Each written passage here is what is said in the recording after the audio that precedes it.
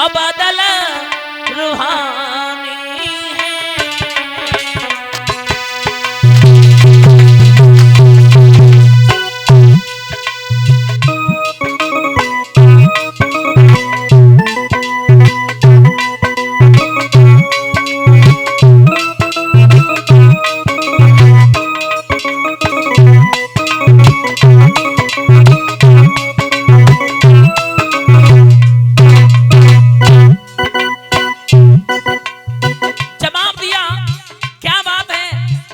चिंता तुम्हें लगी हुई है। उसी समय राजा दशरथ कहने लगे, बाबा जी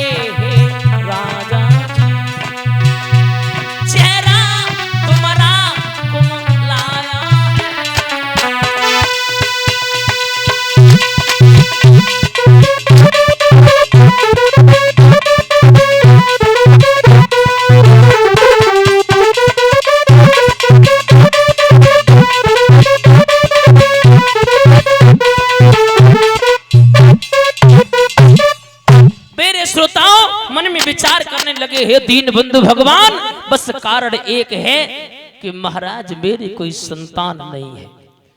एक बात और बता दे श्रोताओं, संतान देना और संतान ना देना और दे करके छीन लेना, ये परमपिता परमात्मा की कृपा हुआ करती है। मेरे श्रोताओं, संतान के पीछे दुख प्रकट करने लगे। वशिष्ठ जी बोले, काहे को चिंता कर रहे हो? एक नहीं, तुम्हारे घर में 4 संतानें जन्म लेने वाली है।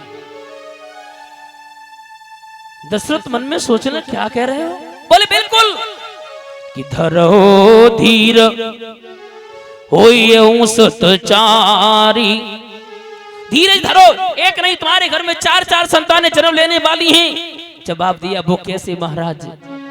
बोले जाओ श्रृंगी ऋषि वशिष्ठ जी को बुलवाओ, पुत्र यश यज्ञ करवाओ, उसके बाद में संतान जरूर हो गई। तो महाराज बुलवाया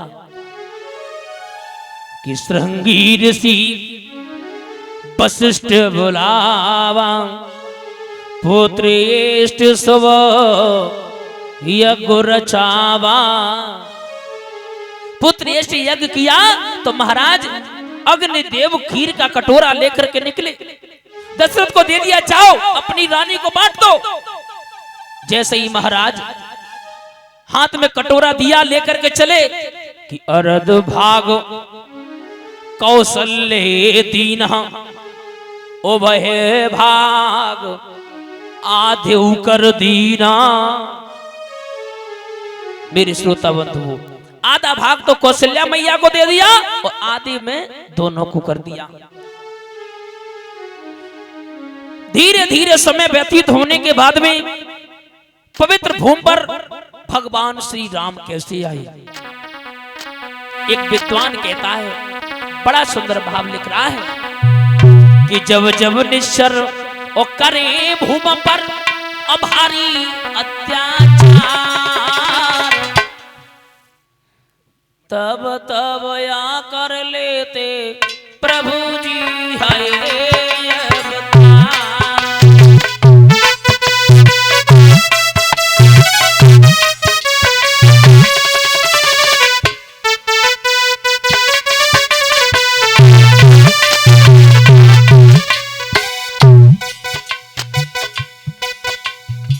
मन में विचार किया, पवित्र भूमि पर प्रभु कब आते? मार मार कर निष्ठर यहाँ पर करें कत्ल,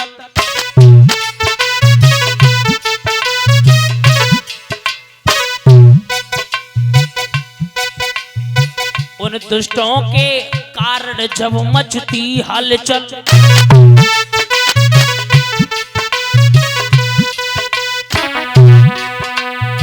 मार मार के तंग करती ही भारी कश्तियां पार, तब तब प्रभु जी लेते भूमि हरि अवतार।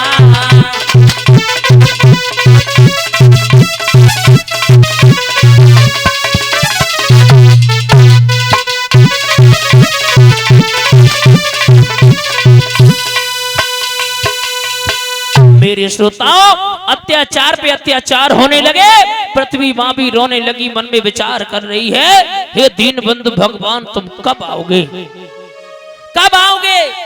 तो महाराज इस पवित्र भूमि पर भगवान श्री राम जी का आना हुआ है। गोस्वामी तुलसीदास जी लिख रहे हैं कि नौमी तिथि मधुमास पुनीता, नौमी तिथि है कि नौमी तिथि मधुमास पुनीता, शुक्ल पक्षी अब जिद हर